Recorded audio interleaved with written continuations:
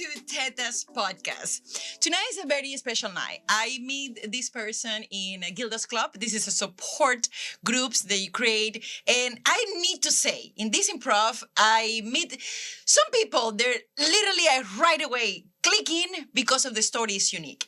And it's because your story is unique. If you are one of that 8 women that have breast cancer, your story is unique. But if you are one of that 833, your story get very remarkable. Welcome to Randy Klauk. I just want to make sure to say it right. Welcome, Randy Klauk. Welcome, and thank you so much for being here. Thank you very much for asking me. Of course. I like spreading the word and telling men that we too can get it. And the awareness and the bravery of be there. And since I met you in improv class, so it was like a lot, like he was laughing and he was getting there and doing things that, like we usually not doing on a daily basis. I mean, some people do. We don't judge here. Everyone do their thing. But it was, like being there, being present. It was a very special moment for me. I may say that group was the very first support group I attend. That class with you was the very class, the first class that I attended in improv class in that supporting environment. It was very special. And your story seemed right away. In that moment, I didn't even know that this all podcast will be a reality.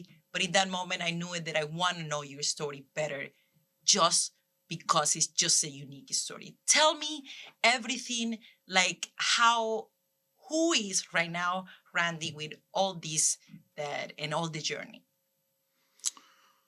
So you want to hear my story from when I first found out? From the first day. Like, if we can come back to that day.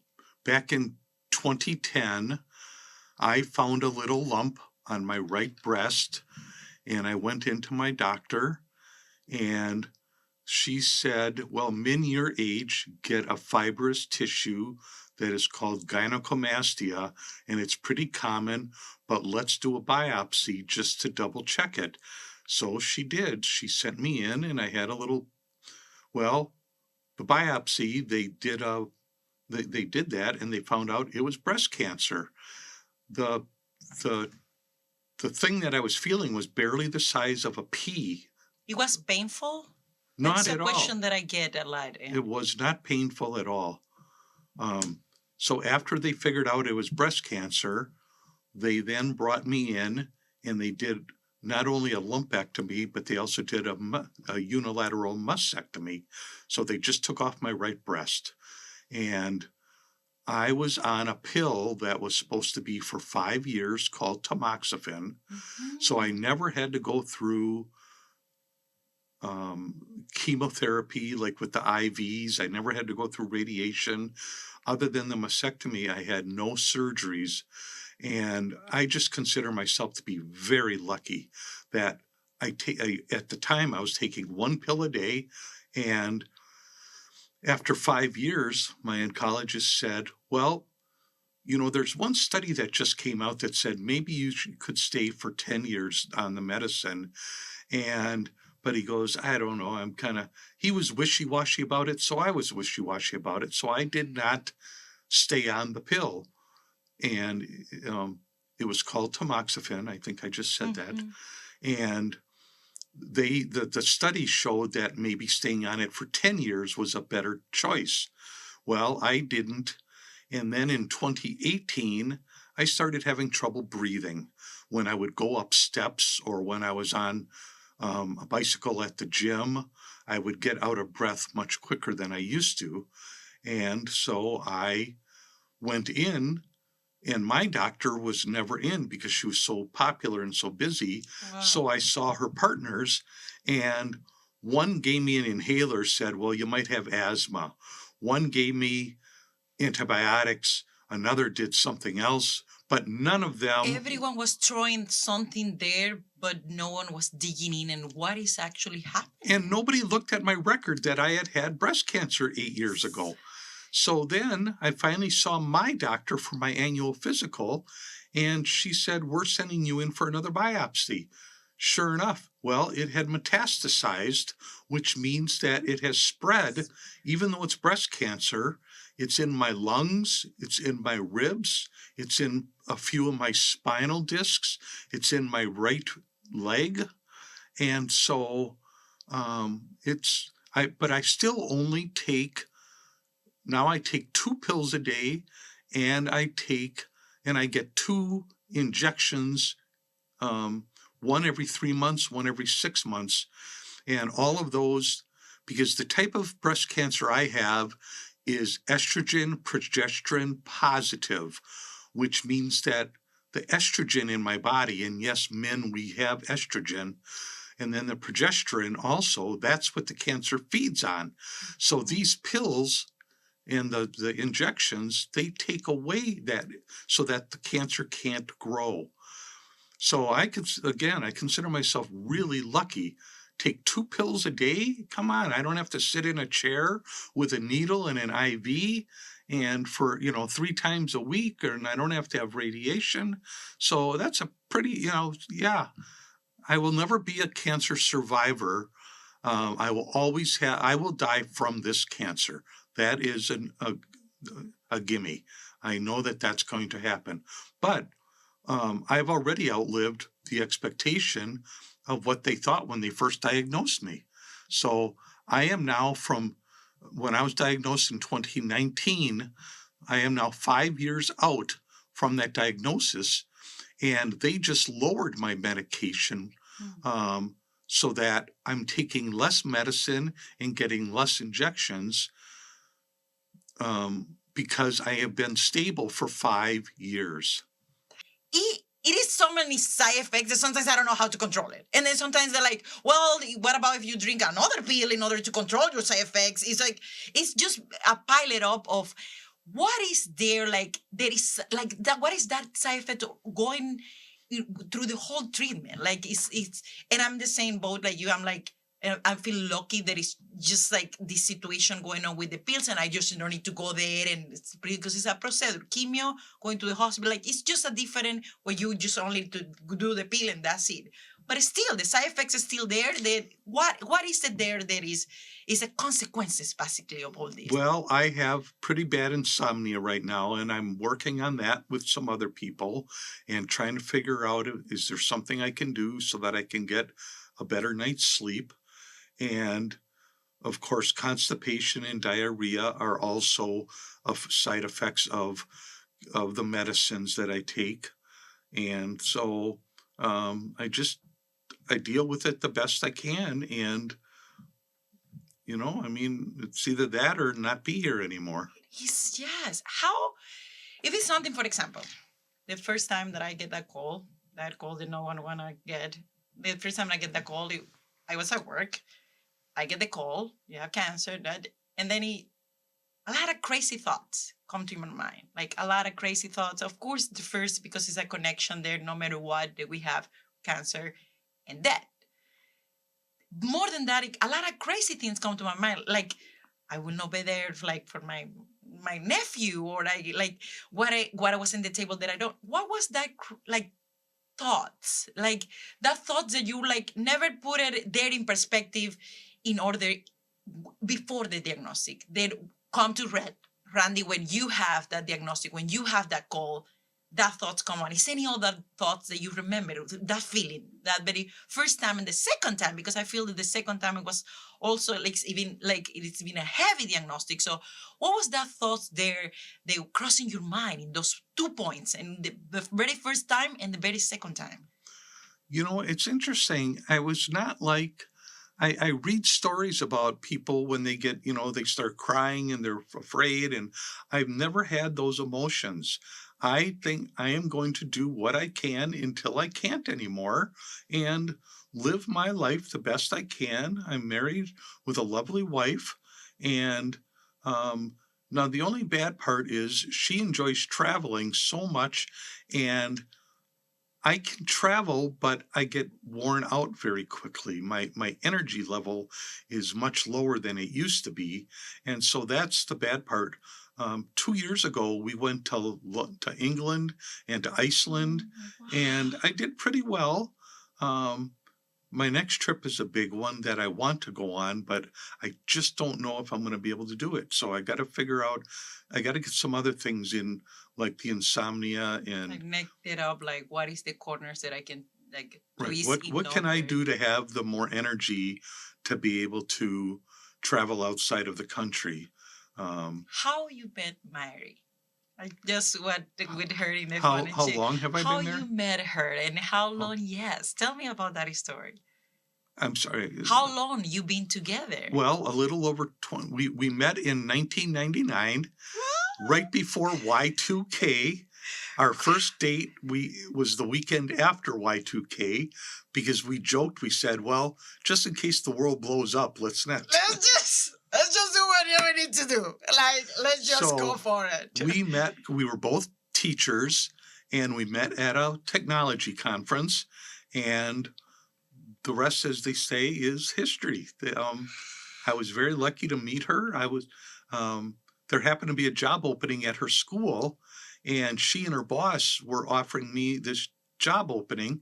And I liked where I was, and I didn't want to go anywhere, but I thought she was kind of cute. So So, you're like, so I went for an interview. like why not?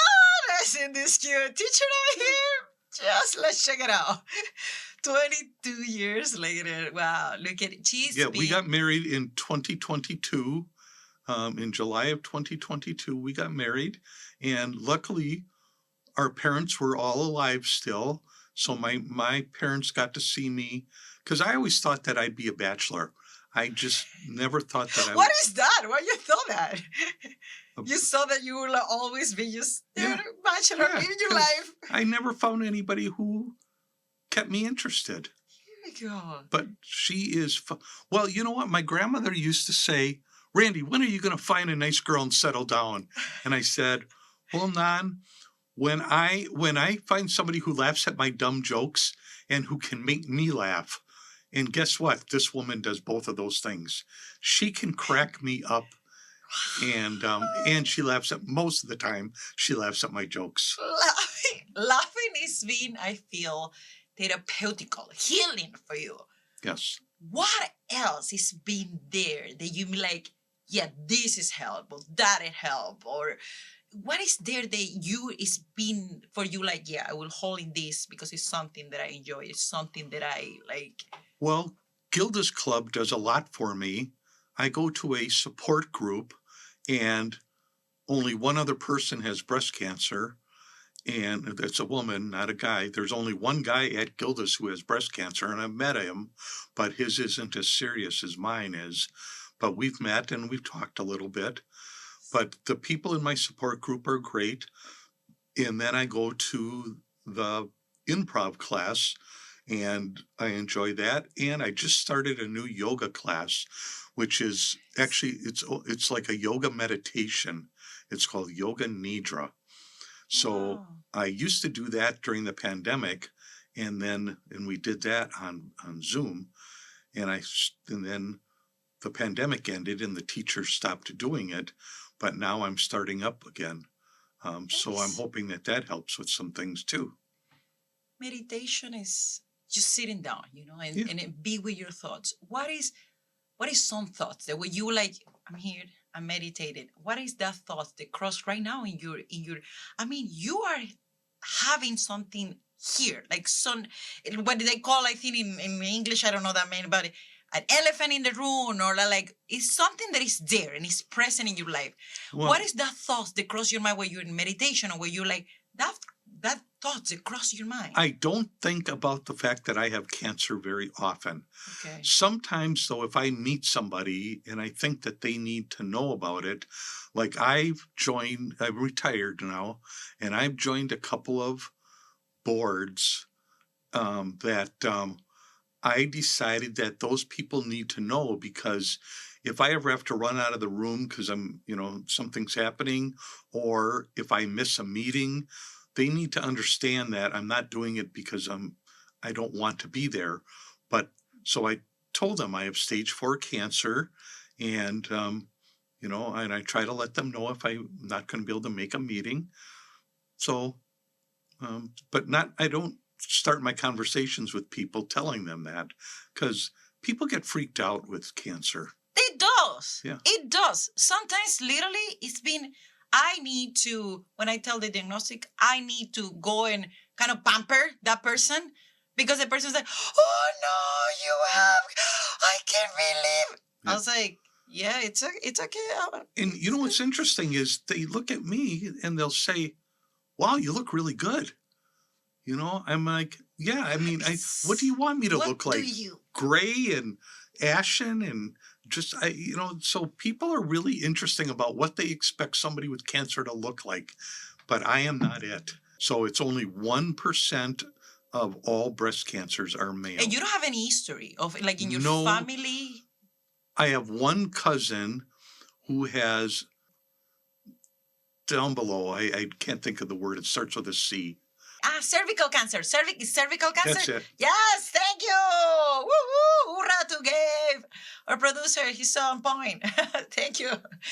My brother, he's been so exposure to the whole thing for these last 5 months, a bunch of information. He's like, I don't even know it. And I tell him, like, I'm so glad that you came with me and that when you met, Yes. you met this group and you know that this. And I mentioned to him, like, and tomorrow I having a conversation with him because it's just something that people don't know. And yes, it is possible. And I have done a couple of talks at some fundraisers about, for cancer and I talk about as a man having breast cancer, and I would like to do more of that and spread the word so that men know. And the only thing I don't talk about my cancer on Facebook very much, just because that's my fun place. But I have a CaringBridge site, and that's where my friends can all keep up on what's going on. So every time I get a scan and I get an update, then I post there so that then they know. And the feedback that I get, oh, that's so great. I mean, that just mentally and emotionally, that helps me so much. It is something that you were mentioning is like I go in there and then I post, and of course you have your wife, you're married, it says support. Something that happened to me is like after the surgery happened and after the commotion, basically, it was a wave of like a loneliness kind of wave. And then again, we're like, okay, how are you? Like, it is that normal for like a person that is going to the journey, that's been for the journey for years. It is normal to have those feelings of like loneliness sometimes and kind of not like it is normal, these feelings I having. Well, it's interesting that I had some friends that I worked with that I thought we were pretty good friends. And then after I left the school district, I didn't have any contact anymore. And so finally, one time I got a hold of a couple of them and I asked them, and they said, well, you were the planner. You were the person that did it all. And I never thought about that I was the one who said, let's go to lunch. Let's go here. Let's do this. I didn't realize that. So I'm waiting for people to come and ask me to do something. When you were the one all the time that asking, and it's like, yeah, you're right. Because now that I think that I'm the planner too. Yes. Like, do you feel that out of you, like your groups out of like, or you have like the space very like, yeah, I feel understanding Gildas or my support groups. And then out of that, I don't have the need to talk to my other families or friends, or how you navigate to that. Well, that might be part of it. I hadn't thought of that. But the friends that I see, I have a couple of guy friends that we'll go out to lunch or dinner and we just talk about what's going on. We don't talk about, one friend of mine got Lyme disease and it really affected him. I have cancer and it affected me. But that's not what we talk about when we go out. We talk about other friends or what we did or travels that we've had. And so, yeah, just... yeah, you go to that road. Yeah, like, I mean, basically. I don't need to talk about cancer every time I have the conversation. What is the most kind of taboo? And, like, it's like, even for women it is, and even extra for the men, because no matter what, breast cancer and all that, it's a moment there from the diagnostic up that you feel that, like, yes, it's a taboo. Maybe I don't know if it's something set up associated or something. What, oh, it is something that you feel, or you never have that feeling. You're like, yep, this happened to me. Yeah. It- What was the conversation and the dialogue within you when everything happened, when the diagnostic happened? well, I just I take it for what it is. I did ask the doctor, well, how much time do I have? And she gave me a number, Hmm. but um I don't believe in that because all she's doing is taking an average from, I mean, there's so few men, anyways. And if you're going to have a breast cancer, mine is probably one of the best to have because it's fed from the estrogen and the progesterone, and they have medicines to get rid of that. So I even have a medicine that they don't give women that they give You men. can't get them. I didn't know that. Yeah. What? So I just found out about that my last checkup. It's called Lupron or Eligard, and it's an injection that I get, and it takes away all my estrogen. Like I have hot flashes, like a lady in menopause. Nice. I have our flashes. We all have our flashes. I get, but most guys will never know what a hot flash is. It is. So they told me I would have them from the pills, but I never really did. But the injection, I do get them, but I don't get them very often. Okay. So, but boy, when they come, whew, It take the shit out of you guys. The shit out of you. Sorry my language, but it's true. It does take it. That happened to me and I cannot sleep. It's just like a crazy. you don't have to worry about her language because we have we'll cut her off. I'm a Latina. People know that I talk like this, and this is a real conversation about. This is what I tell them. This is a real conversation about real things and real shit that happen. Yes. So it's just like, what make you continue this journey every day? Because Randy, you got heavy diagnostics sitting down there. I know that you were telling me, I don't think about, like, like I put it out there. I don't let that drive my life. I live in my life here. What is it there that keep you waking up every morning after knowing that you have this heavy in your shoulder? What it keep you? They keep you driving after that expiration day that they give Well, to you. that's interesting because I don't know if I just still have things I want to do, or, I mean, if I'm not here, then my wife's alone.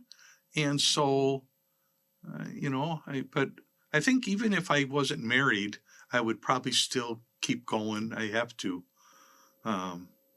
Yeah, I don't see giving up. I mean, I could stop taking my medicine and probably the results would not be pretty. I'd probably get into a lot of pain. So, and at some point, what's going to happen is the medicine that I'm taking will stop working for me. And that's when my end of life will begin. But my doctor is so smart. She already knows after this medicine I'm taking now, when that stops working, she knows the next thing. And if that stops working, she knows the next thing. And so she's got it all. She doesn't have it all figured out, but she also consults with other doctors. Like I also have I go to a hospital up here, North Memorial, that I absolutely love. But I also have an oncologist down at Mayo Clinic, and I've only ever seen him one time, but she consults with him and just to double check on what she's doing if he thinks that's good. And so it is a whole team and a whole logistic the team, behind exactly. that diagnostic and keep it going in like. There was one time that one of my scans looked like my cancer had just exploded inside of me in my lungs. And so she took me to what they call the board, which is the radiologists, the other oncologists, the surgeons, all the doctors in her group. And she presents my case to them and says, okay, this is patient blah, blah, blah. And he has, and this is a scan. And so, and one of the doctors said, well, maybe it was a hot scan. And a hot scan meaning a bad scan. So they did another scan. Instead of waiting 3 months to do a scan, they did it a They couple weeks just later. And that's what they found out. It was the machine was bad, not me. what? That is crazy. So if she wouldn't have checked with other doctors, who knows what, who knows what could have happened. So she is so smart, and she and doesn't, sharp in that, yeah, yes. and doesn't have the ego that, oh, I know it all. It's impressive how and where you feel. Why do you take the decision to pick this team? Because something is taking decision where you are in the middle of the hurricane, where you have all the thoughts running in your.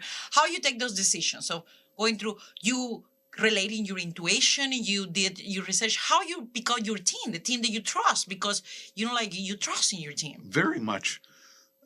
In fact, I only see I have a scan every 3 months, and on one of those scans, I see the PA, the physician's assistant, and on the next time, then I see my oncologist. And I think she must think a lot of that I'm doing well enough that she doesn't have to see me every time, that the physician's assistant can take care of me. And she does a great job too. I like them both very much. I mean, I want to say I love them both because they are keeping me alive. It is any fears there. Like, of course, when we that this close, very close, like dead is basically it's there in your face. Is something we all know as a humans. One day this body will go in this form. But when you have a diagnostic like this diagnostic, when you have like stage 4, like it is just there. Is any fears in your heart, in your thoughts? Is any what is the comparison of your fears before having this heavy diagnostic and now? I don't know that I have. I mean, if I have fear, it's not conscious, but because it is what it is. I mean, I can't do anything more than what I'm doing, and I'm doing the most that I can. I go see my doctor. I make all my appointments. I take my medicines when I have to, and I do what I need to do to take care of my cancer, to keep it stable. So it's not going away, but it's not growing. It is exactly. It's stable. There is a powerful word when you go into this. Yes. Like when I read I read it says stable, stable, stable, and then on something it said unremarkable. And that's like the highest thing that the radiologist can say is unremarkable. I had a shirt made with the word unremarkable on it so that I wear that to all of my scans. It's kind of my good luck charm. Yes. Yes, that is good. That little victories. Doesn't matter, but that little victories, of course, that little step by step and every day and be present, that is what definitely help a lot. Yeah. Back when I was on that other pill, I thought I was a cancer survivor when I got off of it. But Mother Nature had other plans. It turns, sometimes the stuff is turned like, how it's been for your family? Like being for Mary, for your family, knowing when you drop that in the face, like stage 4 is heavy. It's like, this is it, this is happening. Wow, how it's been for them? Well, that's interesting. Mary, my wife has had a lot of cancer in her family, so she has dealt with it, and she handles me very well. And none of my family lives up here. They all live out of state, and so I think it's very easy for them not to think about it. And so my parents are both deceased, and I have 2 brothers, but it's not like they call me up once a month and say, how you doing? It just, it's just, but when I go back to visit, and again, they're like, oh, you look good. It's the phrase, they're like, what do you expect me to look? Yeah. How is been the stigma, going with the stigma of, like male breast cancer? How it's been for you carry on this stigma? And how it, tell me about it. It's interesting because sometimes I think it's not, a man with breast cancer, but then I'm like, no, we can get it, and I need to spread the word so that other men check, because most men, the fatality rate for men with breast cancer is not good, because by the time they find it, it's already been so spread in their. How you find it? Like you just basically touch it and it was there? You find Yeah, something? I just happened to, I was watching television, lying down on the couch, and I don't know, for whatever reason, I had my hands just kind of up there. Maybe I was scratching or something, and I felt this little bump. And the next morning, I asked my wife, I said, what does that feel? Does that feel weird? And she goes, yeah. So we thought I should go and see my doctor. And then I told that story earlier. And, but most men don't pay attention, and then all of a sudden they'll start having a leakage through their nipple, and by that time it's almost too late, and so they don't end up getting the quick treatment that I had. So I want to say thank you for being here, for spread the word, for the information, it's take bravery to go there. This is what I'm facing. It's not easy, but I'm facing it. And I will share the information with you, and that way you also can go there. I want to thank you for spreading the word and hopefully men will, because I will post the link once it's up on my Facebook page, and other people will then be able to. Meeting you, I would tell you, my brother, meeting you right away, my brother was like, what? I didn't know, man. I was like, yes. Yeah. So it's already like powerful in there. So I want to close this conversation. I think I can be talking to you for hours and hours, because it's such an interesting conversation. Wow. I have a questions though, it's like a 5 little questions, like kind of refreshing questions to kind of, let's see, it's a kind of short situation. So let's start with, what is your favorite word in another language? Not a quote. Oh. Your favorite word in another language that is not English. Well, that would be in Espanol. Woohoo! Mi esposa hablas español, so I have learned poquito español, and I know I use hasta luego quite a bit, which means see you later. Hasta luego. But a friend of mine who's Colombian, she doesn't say that. She goes ciao instead. Ciao, yeah. In Venezuela it's ciao, but when we're like hasta luego, it's someone that we really want to see. So second, if one word can define, I feel all of us have a superpower. If one word you can define that superpower, and I can think in many words for you, what will be that word that define Randy superpower? Flexible. Flexible. I get. If you can be an animal, what animal you will be and why? Okay, this not giving me a heads up on these questions. I am not happy. I am not happy about this podcast. What animal would I want to be? Yes, it's not a right or wrong question. I'm not a big animal guy, so I don't know. But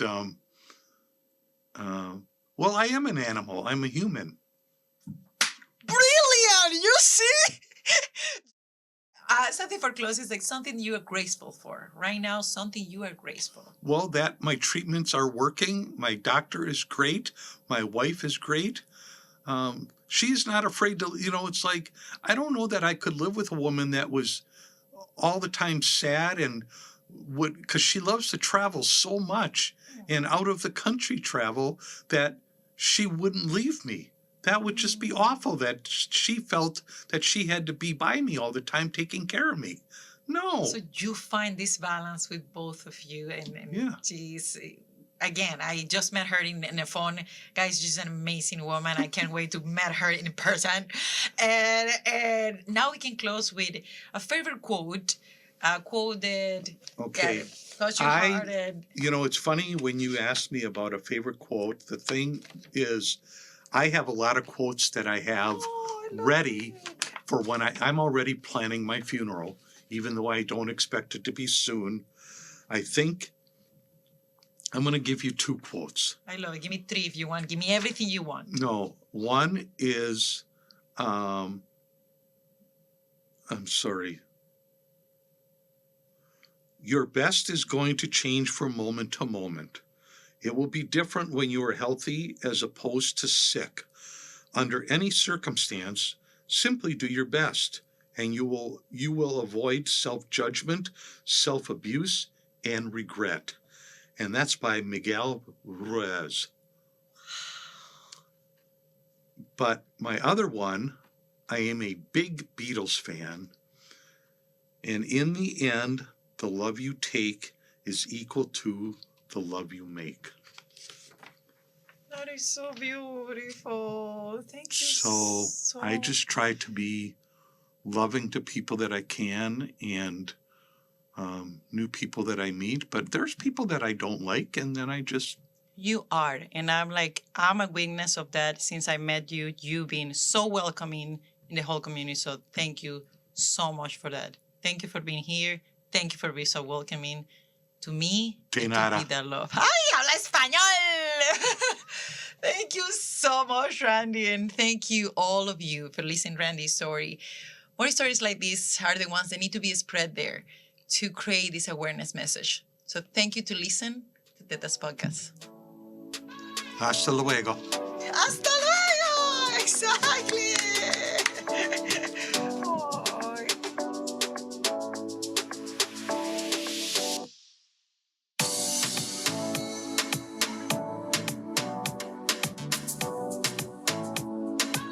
MBC. No relation to NBC.